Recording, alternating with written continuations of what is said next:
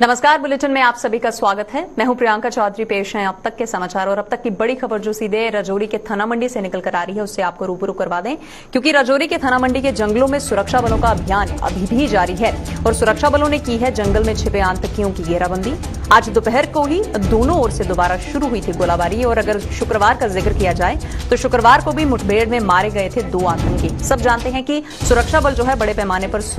ये जो search operation है ये चला रहे हैं और ये अभियान एक उच्च स्तर पर चलता हुआ नजर आ रहा है, जिसमें अगर सुरक्षा बलों की बात करें तो उन्हें कामयाबी भी हासिल हो रही है। और राजौरी के थाना मंडी में जंगलों में जो आतंकी छिपे हुए हैं उनकी घेराबंदी भी कर ली गई है और अगर शुक्रवार का ही जिक्र करें तो 2 आतंकियों को ढेर भी किया गया था। ज्यादा बातचीत के लिए और ज्यादा जानकारी क्या है वो भी हम आपके साथ साझा जरूर करेंगे और ये भी जानना उतना ही जरूरी है क्योंकि अगर सुरक्षा के पैमाने को देखा जाए, सुरक्षा के कड़े इंतजाम को देखा जाए तो उसके लिए भी हमारे सुरक्षा बलों की मुस्तैदी किस तरीके से है वो जानना भी उतना ही अनिवार्य है। ज्यादा बातचीत के लिए सीधे रुक करेंगे हमारे संवाददाता जमशेद मलिक के पास। जमशेद, मैं आपसे जानना चाहूंगी, ये जो सर्च ऑपरेशन बड़े पैमाने पर चलाया जा रहा है, कल भी इसका आगाज हमें देखने को मिला था और आज भी इस आगाज से काफी जो हद तक सफलता है सुरक्षा बलों के हाथ लगी है और अभी की स्थिति किस तरीके से बनी हुई है, आप जरा बताइए हमें। जिस तरह एनकाउंटर के बाद 2 मिलिटेंटों को मार गिराया गया था, उसके बाद 1 मिलिटेंट उसके बाद मौजूद था। एक है, 2 ये कहना भी मुश्किल है क्योंकि उसके बाद जो आज सुबह दोबारा सर्च ऑपरेशन चलाया गया और सर्च ऑपरेशन के दौरान दोबारा एनकाउंटर का सिलसिला शुरू हुआ और एनकाउंटर के बाद 1 मिलिटेंट एक घर के अंदर इस वक्त घुस चुका है और उस घर को फोर्सेज ने पूरी तरह घेरे में ले लिया क्योंकि जहां ये एनकाउंटर हो रहा था पहले ये छोटा सा एक जंगल का इलाका है जहां एनकाउंटर हुआ, उसके बाद ये आबादी की तरफ मिलिटेंट आ चुके हैं जहां एक घर के अंदर एक मिलिटेंट घुसा हुआ और पूरे घर को इस वक्त घेरा हुआ। हालांकि उसके बाद गोलियों का तबादला तो नहीं हुआ मगर उस घर को जरूर सेना ने घेर के रखा है क्योंकि इस पूरे इलाके में पिछले 3 दिन से अगर कहीं सर्च ऑपरेशन चल रहा था और सर्च ऑपरेशन के दौरान ही कल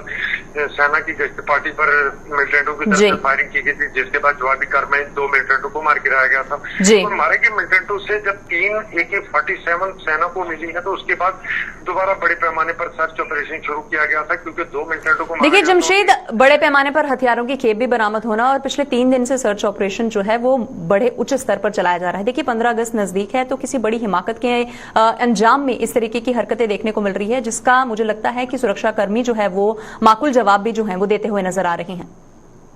बिल्कुल ये भी कह सकते हैं कि किसी बड़े मंसूबे को अंजाम देने की ये साजिश थी और दूसरी तरफ हम ये भी कह सकते हैं कि घुसपैठ भी हुई है क्योंकि अगर घुसपैठ नहीं हुई ये लोग यहाँ कहाँ तक पहुंचे, यहाँ कैसे पहुंचे, ये भी हम कह सकते हैं। और ये जरूर बड़ी बात है कि किसी बड़ी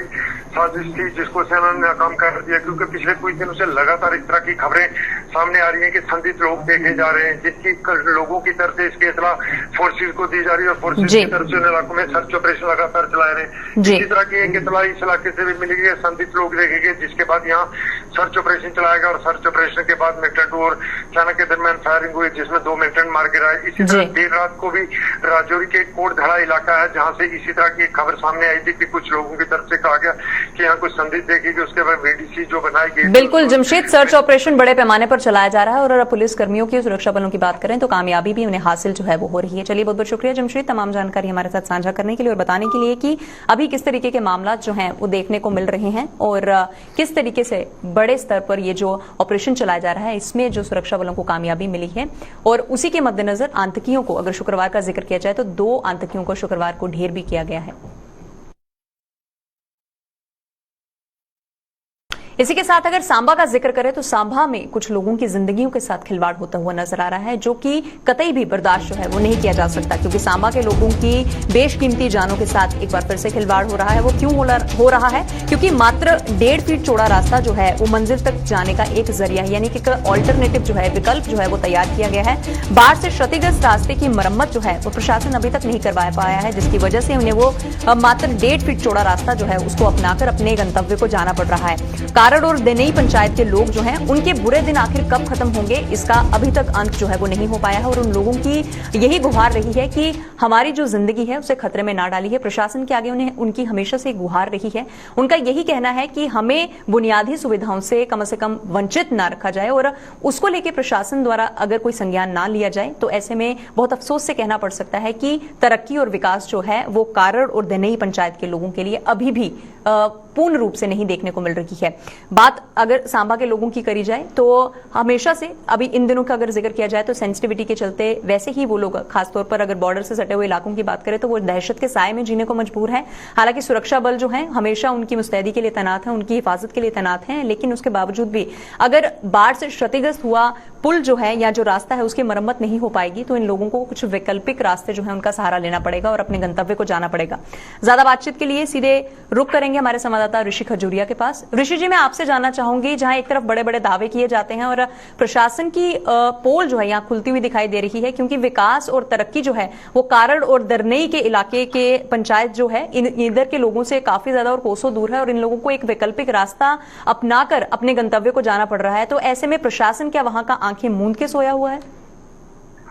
बिल्कुल प्रियंका, मैं आपको बताना चाहता हूँ ये जो सुंब का इलाका है, यहाँ इस सुंब इलाके की बात करें जो तस्वीरें हैं ये सुंब इलाके की हैं। ये रास्ता जो है ये वार्ड नंबर 8 को जोड़ता है और उसी के साथ साथ कारड़ पंचायत और दुनई पंचायत को जोड़ता है, यानी एक वैकल्पिक रास्ता जरूर है। लेकिन अब ये रास्ता कहीं ना कहीं खत्म हो चुका है, ये रास्ता पूरी तरह से बह चुका है और मुझे लगता है कि लगभग आधा फीट तक ये रास्ता जो बचा हुआ है और एक बारिश और होगी तो ये जो आधा फीट रास्ता जो पैर रखने के लिए बना हुआ है, बचा हुआ है, ये भी रास्ता खत्म हो जाएगा। जिसका सहारा लेकर लोग अपने गंतव्य को जा रहे हैं, कामकाजी व्यक्ति जो हैं वो अपने या दिहाड़ीदार व्यक्ति जो हैं वो शहर का रास्ता अपना रहे हैं, लेकिन ऐसे में अपनी जान जोखिम में डाल के जो लोग घरों से बाहर निकल रहे हैं उनका जिक्र किया जाए तो उनका क्या कुछ कहना है इस पर?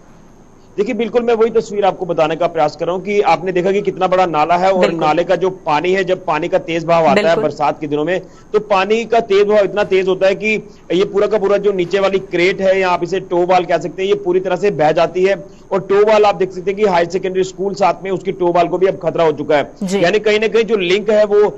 इस कारड़ पंचायत का और खासतौर पर दनई पंचायत का टूट जाता है, एक वैकल्पिक रास्ता जिस तरह से आप भी जिक्र कर रहे हैं। और उसी के साथ जो लोकेलिटी सुंब इलाके की है उसका भी रास्ता सुंब मेन से कट जाता है। इसको लेकर तमाम जितने भी पीडब्ल्यूडी विभाग के अधिकारी उनको कई बार कहा गया कि इस रास्ते का कोई हल कीजिए, कोई हल नहीं किया जाता। और बड़ी हैरानगी की बात यह है कि आज डीसी अनुराधा गुप्ता जो कि सांबा जिला के डीसी हैं, इन्होंने भी आज सुंब इलाके का दौरा किया और लोगों की समस्याओं को सुना और उस मीटिंग के दौरान, उस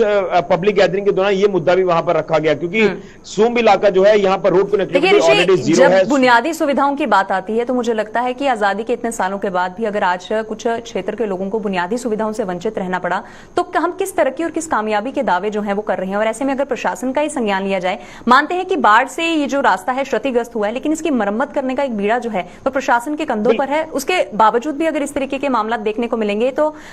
नारा जो है मेरा देश बढ़ रहा है वो कारड़ और दरनई इलाके की पंचायत के लोगों के लिए तो कभी भी जो साबित है वो नहीं हो रहा है और ये बेशक उनके जो दुखों का अंत है वो भी देखने को नहीं मिल रहा है।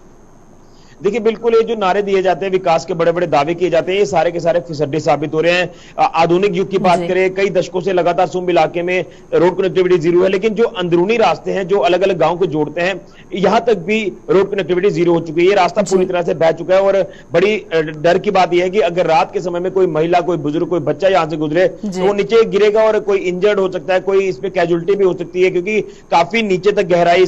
इसका जो गहराई है वो हो चुकी है, इसकी डेप्थ काफी नीचे तक हो चुकी है। तो इसको लेकर तमाम हमने आज प्रश्न भी किया डीसी सांबा अनुराधा गुप्ता जी से मौके पर जाकर। उन्होंने कहा कि दिक्कतें तो हैं, दिक्कतें जो पहले से नोट की जा रही है वो लगातार बनी हुई हैं। क्या कारण थे, क्यों यहां पर काम रुका हुआ था, अब इस रास्ते की क्यों मरम्मत नहीं हो रही, इसको लेकर अब विभाग के अधिकारियों को पूछा गया है और उन्होंने ये आश्वासन दिया कि जल्द इस काम को पूरा किया जाएगा, मरम्मत इस रोड की जाएगी। लेकिन सवाल यह है कि आखिर जब तक किसी बात को हाईलाइट नहीं किया जाए तब तक उस बात का हल नहीं होता। और साफ तौर पर इलाके का कारण आश्वासन के दावे जो हैं वो अक्सर जो हैं वो फीसदी साबित होते हैं, लेकिन अगर कार्य करना है तो उसमें मुस्तैदी जो है वो जरूर दिखानी होगी। चलिए, बहुत बहुत शुक्रिया ऋषि, तमाम जानकारी हमारे साथ साझा करने के लिए और बताने के लिए कि कारड़ और दरनई के इलाकों की अगर हम बात करें तो वहां के लोगों के लिए काफी ज्यादा मुश्किल हो जाता है जब उनके पास बुनियादी सुविधा ही नहीं है और मात्र 1.5 फीट का रास्ता अपनाकर अपने गंतव्य को जाना अपनी जान जोखिम में डालने बराबर है, जिससे वहां के लोगों को मजबूर होना पड़ रहा है। इसी के साथ मध्य कश्मीर के जिला बडगाम में आज हुई मुठभेड़ में सुरक्षा बलों ने एक आतंकी को मार गिराया है, जबकि दूसरे को जिंदा गिरफ्तार कर लिया है। इस दौरान सुरक्षा बलों ने एक AK-47 राइफल, पिस्तौल और मैगजीन भी बरामद कर ली है। दरअसल आज सुबह पुलिस को बड़गाम के मंचोआ इलाके में कुछ आतंकवादियों की मौजूदगी की सूचना मिली थी, जिसके आधार पर पुलिस की SOG सेना और CRPF का संयुक्त दल मंचोआ पहुंचा और तलाशी अभियान शुरू कर दिया गया। इसी दौरान वहां छिपे आतंकियों ने अपने आप पर घेरा तंग होते देखकर सुरक्षा बलों के इस दल पर गोलाबारी करना शुरू कर दिया। सुरक्षा बलों ने गोलाबारी का जवाब देने से पहले आतंकवादियों को आत्मसमर्पण करने के लिए भी कहा, परंतु वे नहीं माने। बार बार अपील करने के बाद भी जब आतंकवादियों ने हथियार डालने से इनकार कर दिया तो सुरक्षा बलों ने जवाब में फायरिंग भी शुरू कर दी। इस दौरान करीब आधे घंटे के भीतर ही सुरक्षा बलों ने एक आतंकी को वहां से ढेर कर दिया। साथी के मारे जाने के बाद दूसरा आतंकी फायरिंग करते हुए पुलिस घेरा तोड़कर मुठभेड़ स्थल से भागने के लिए सफल हो गया, लेकिन सुरक्षा बलों ने भी फरार आतंकी का पीछा नहीं छोड़ा और मंचोहा से निकल रहे आतंकी को एक ट्रक में सवार होकर जैसे ही खिर्रयू इलाके में पहुंचा, सुरक्षा बलों ने उसे वहां घेर लिया, लेकिन लश्कर के इस आतंकी ने फायर जो है वो खोल दिया था। हालांकि सुरक्षा बलों ने साहस का परिचय देते हुए उसे वहीं पर दबोच लिया और इस आतंकी को फरार होने में मदद कर रहे ट्रक चालक को भी पुलिस ने अपनी हिरासत में ले लिया है। आतंकी से एक पिस्तौल व ग्रेनेड भी बरामद किया गया है।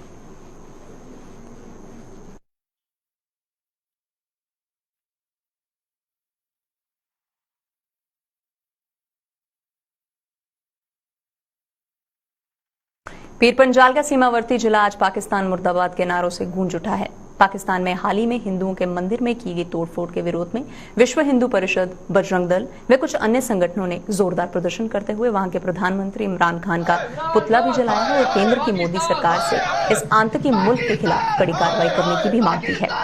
इन संगठनों ने पाकिस्तान उस पर की गई सर्जिकल स्ट्राइक याद दिलाते हुए चेतावनी दी है कि अगर भविष्य में वहां ऐसा दुस्साहस किया गया तो भारत उसका विश्व के मानचित्र से नामो निशान जरूर मिटा देगा।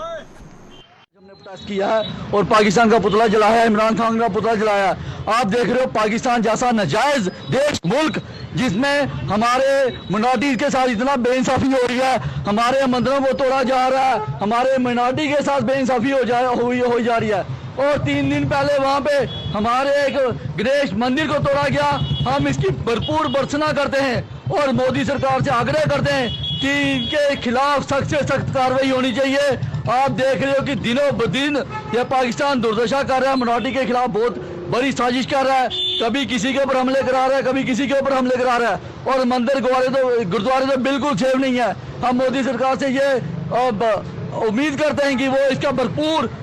उसके ऊपर कार्रवाई करेगी और कोई ना कोई कठोर कदम उठा। जो है रहीम यार खान इलाके में जो हमारे गणेश भगवान जी के मंदिर को गिराया गया है, मैं आज इस स्टेज से कड़ी निंदा करता हूं मैं और लानत भेजता हूं पाकिस्तान के प्रधानमंत्री जी को कि शर्म आनी चाहिए कि आप ये जो कायराना हरकतें करते हैं, कभी हमारे गुरुद्वारों को गिरा देते हैं, कभी हमारे मंदिरों को गिरा देते हैं। और लानत की बात आपको ये पाकिस्तान के लोगों को मैं कहना चाहता हूं कि ध्यान में रखना चाहिए कि ये जो देश के प्रधानमंत्री हैं, जो हमारे देश के प्रधानमंत्री जी हैं, ये नरेंद्र मोदी जी हैं। आपने उड़ी में पंगा किया, आपको उसका इल्ज़ाम मिला सर्जिकल स्ट्राइक। पुलवामा में अटैक किया, आपको उसका इल्ज़ाम भुगतना पड़ा सर्जिकल एयर स्ट्राइक। और मैं आपको कहना चाहता हूं अब आप जो ये पंगे कर रहे हैं, हमारे मंदिरों को गिरा रहे हैं, हमारे गुरुद्वारों को गिरा रहे हैं, अब आपका हम जो है देश से क्या बल्कि पूरी दुनिया से आपका जो है जो पाकिस्तान का नाम है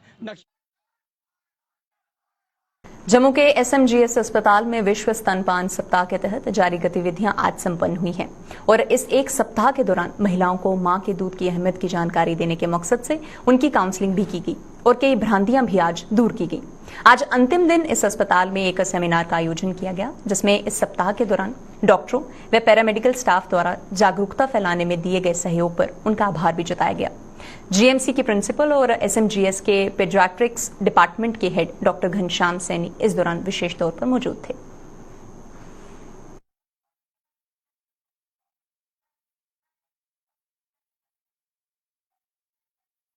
जम्मू कश्मीर से अनुच्छेद 370 के ज्यादातर प्रावधान और 35 से हटने के बाद वेस्ट पाकिस्तानी रिफ्यूजियों को मिली सौगात पर वो आज तक खुशी से फूले नहीं समा रही हैं। इन रिफ्यूजियों ने वीरवार 5 अगस्त को जहां जमकर खुशियां मनाई थी, वहीं आज भी ये सिलसिला जारी रहा। वेस्ट पाकिस्तानी रिफ्यूजियों ने आज सीमावर्ती पर्व वाले इलाके में नाच गाकर अपनी खुशी का इजहार किया और नागरिकता का अधिकार देने के लिए भारतीय जनता पार्टी का आभार भी जताया।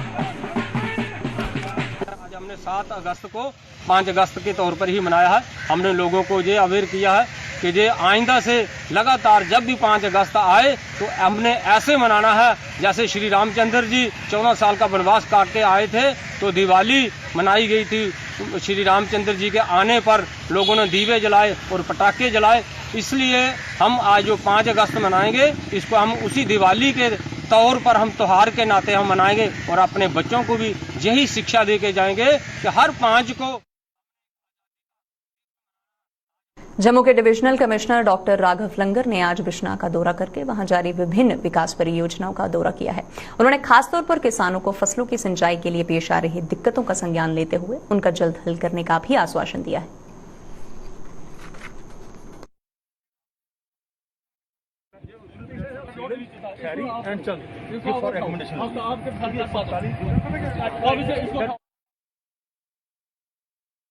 इन दिनों जम्मू कश्मीर को हरियाली की चादर उड़ाने की मुहिम जोरों शोरों से जारी है। जगह जगह पौधारोपण अभियान चलाकर हर कोई पर्यावरण संरक्षण की इस मुहिम में अपना योगदान दे रहा है। इसी कड़ी में आज जहां कटरा दोमेल मार्ग पर पौधारोपण अभियान चलाया गया और वहीं जम्मू के छन्नी हिम्मत स्थित पुलिस लाइन में भी कई पौधे लगाए गए। इसके अलावा रियासी के मिनी सचिवालय में आज डीसी चरणदीप सिंह ने की अगुवाई में भी पौधे जो हैं वो लगाए गए।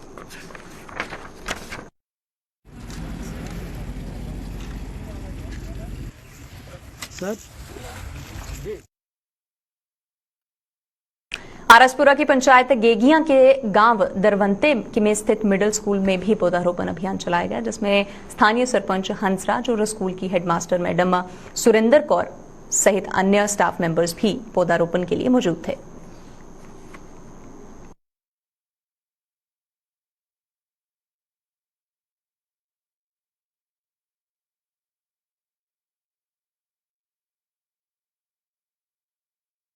जम्मू के वार्ड नंबर 16 न्यू प्लॉट की लेन नंबर 6 में आज अचानक बिजली के खंभे पर बेतरतीब ढंग से उलझी गई तारों में आग लगने से वहां पर सनसनी फैल गई। तारों के इस जंजाल में से अचानक ही जोरदार धमाके के साथ आग की लपटें उठने लगी और देखते ही देखते पूरे इलाके में बत्ती भी गुल हो गई। हालांकि गनीमत ये रही कि इस हादसे में कोई हताहत नहीं हुई है और इसकी जानकारी मिलते ही बिजली विभाग का अमला मौके पर पहुंचा और मरम्मत का कार्य भी शुरू कर दिया गया है।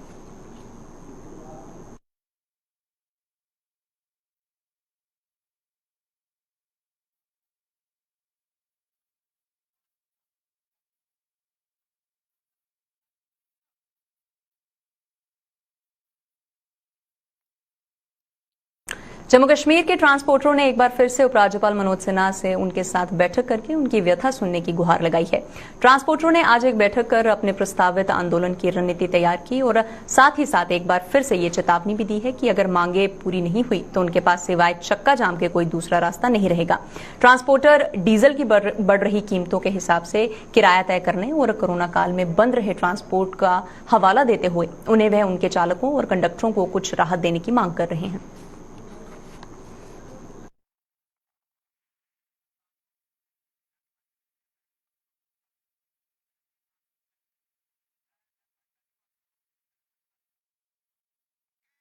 जो ये डीजल की कीमत बढ़ी है, इस वक्त अगर हमारा 100 लीटर कहीं तेल लगता है तो 1300 रुपया हमारा फालतू लग रहा है। जो पिछला हमारा जो फेयर का रिवीजन हुआ था उसके और आज में, तो हम गवर्नमेंट से यही कहेंगे, खास करके अपने ऑनरेबल लेफ्टिनेंट गवर्नर साहब को, कि अपने कीमती टाइम से कुछ टाइम निकाल के ये ट्रांसपोर्टरों की गुहार सुन लो, ताकि ट्रांसपोर्टरों को ये हो जाए कि अपना कीमती टाइम ऑनरेबल लेफ्टिनेंट गवर्नर साहब ने निकाला,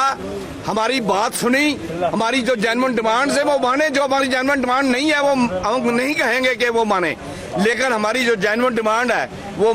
उन्हें माननी चाहिए। और हमें कोई शौक नहीं है सड़कों पे आने का, गाड़ियां खड़े करने का, लेकिन अगर गवर्नमेंट हमें मजबूर करेगी तो हमें